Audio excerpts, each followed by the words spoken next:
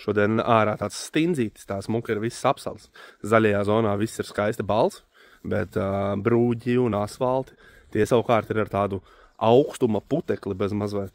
Tas nozīmē, ka šodien mūsu darbinieki zaļo zonu kopt nevarēs, jo tur viss ir iesalas iekšā, kaut kādi izsmēķi, gruzīši varbūt lielāku tos var pacelt, bet izsmēķis un tādas lietas ir baigi tādu čakarīgi izvilkt laukā no zaļās zonas, bet savukārt brūģis un asfalts tā kā ir ar to augstuma puteklīti, tad to gan mūsēja varēs šodien paslaucīt un savākt kārtīgi, un arī tās šķembiņas, kas varbūt pēc pēdējiem sniegiem, kas jau pirms kādu laiku tikai bija, tās varēs kārtīgi savākt, un, protams, ka šodien ir lielais darbs atkritumu urnas pēc brīvdienām vākt, jo tie objekti, kurus mēs kopjam tikai darba dienās, tie parasti pirmdienās izstāsta tādi stipri skarbāki. Tad tur ir pa brīvdienām cilvēki kārtīgi metuši atkritumu urnas, uztaisījuši kalnus lielus un tam līdzīgi.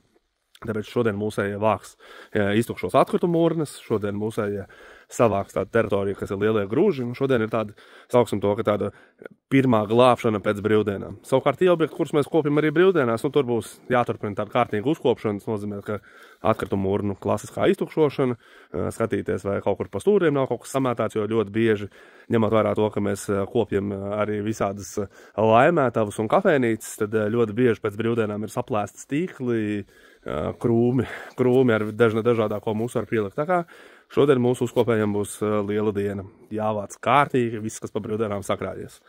Lai jums visiem veiksmīga darba nedēļa, tiekamies jūsu objektos. Es esmu Dīdis un es apsaimniekoju teritorijas. Čau, čau!